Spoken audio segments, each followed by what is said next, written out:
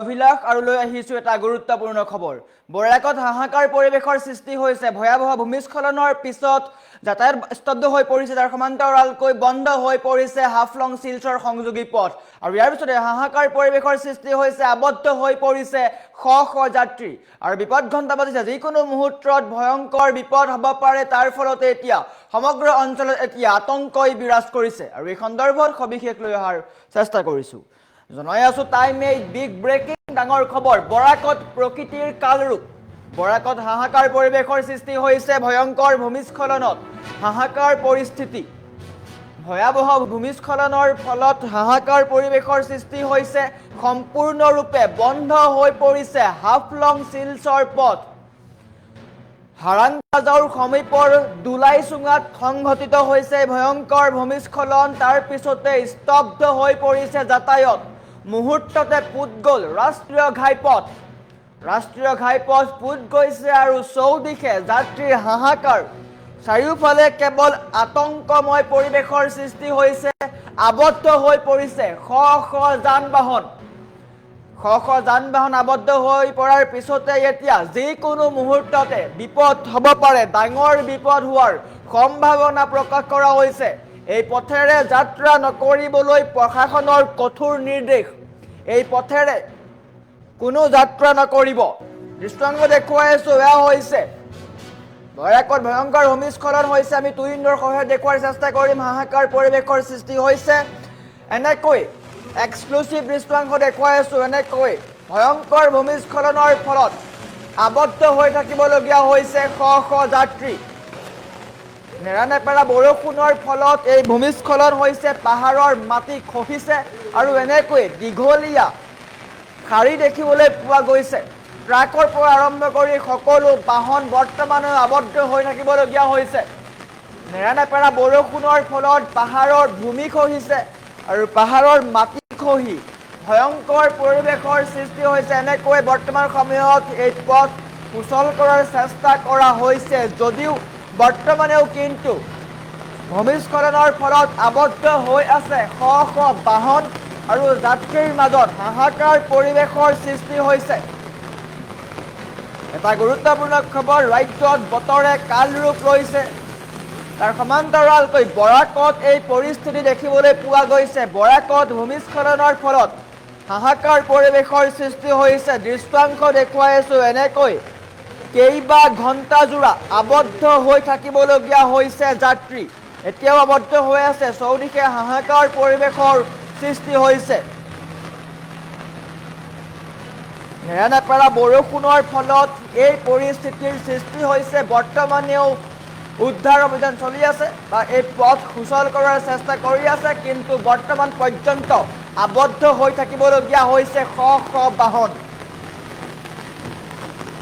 এতিয়া বৰাকত প্ৰকৃতিৰ কালৰূপ দলাইচুঙাত ভয়ংকৰ ভূমিস্খলন আবদ্ধ হৈছে শ শ যাত্ৰী ডিমাহাটত এতিয়া হাহাকাৰ পৰিবেশৰ সৃষ্টি হৈছে নিশাৰে পৰা হোৱা ধাৰাসাৰ বৰষুণৰ ফলত এতিয়া বতৰে কাল ৰূপ লৈছে প্ৰকৃতিয়ে কাল ৰূপ লৈছে হাৰাংগাজাওৰ সমীপৰ দলাইচুঙাত সংঘটিত হৈছে এই প্ৰচণ্ড ভূমিস্খলন পাহাৰৰ পৰা খহি অহা বৃহৎ মাটিৰ স্তূপ আৰু শিলে মুহূৰ্তৰ ভিতৰতে পুতি পেলালে হাফলং শিলচৰ সংযোগী পথ এই পথ সম্পূৰ্ণৰূপে বন্ধ হৈ পৰিছে চৌদিশে এতিয়া হাহাকাৰ পৰিস্থিতি আবদ্ধ হৈ থাকিবলগীয়া হৈছে শ শ যাত্ৰী শুকুৰবাৰে পুৱাৰে পৰা এই পথটোত যাতায়াত সম্পূৰ্ণৰূপে স্তব্ধ হৈ পৰিছে ভূমিস্খলনৰ ভয়াৱহতা ইমানেই বেছি যে দুয়োফালৰ পৰা অহা বাহন এতিয়াও মাজপথতে আবদ্ধ হৈ থাকিবলগীয়া হৈছে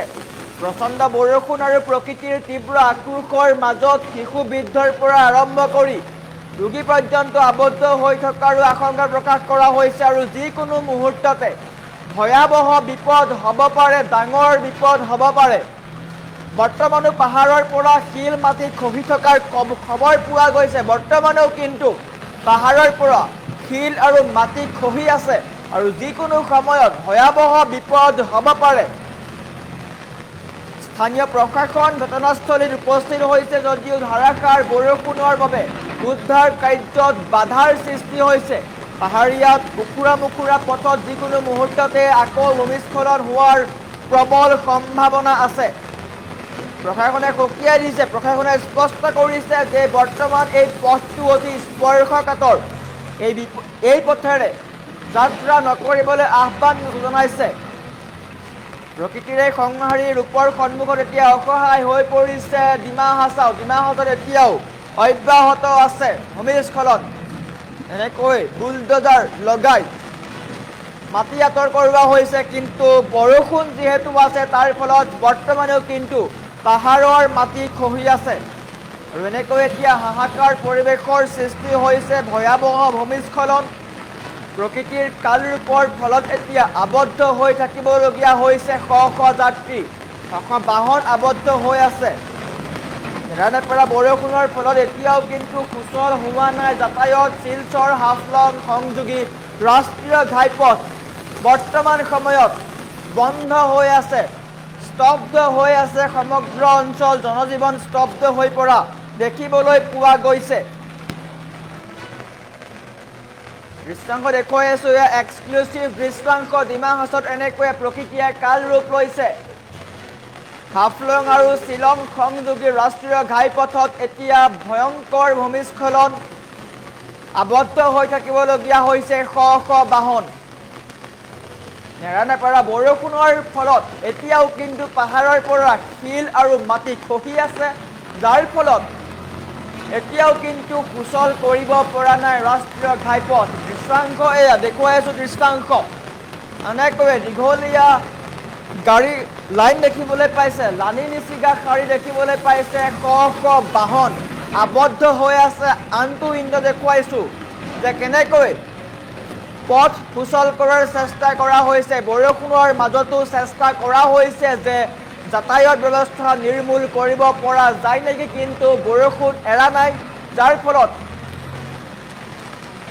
পথ সুচল কৰাত বৰ্তমানত কিন্তু ব্যৰ্থ হৈছে।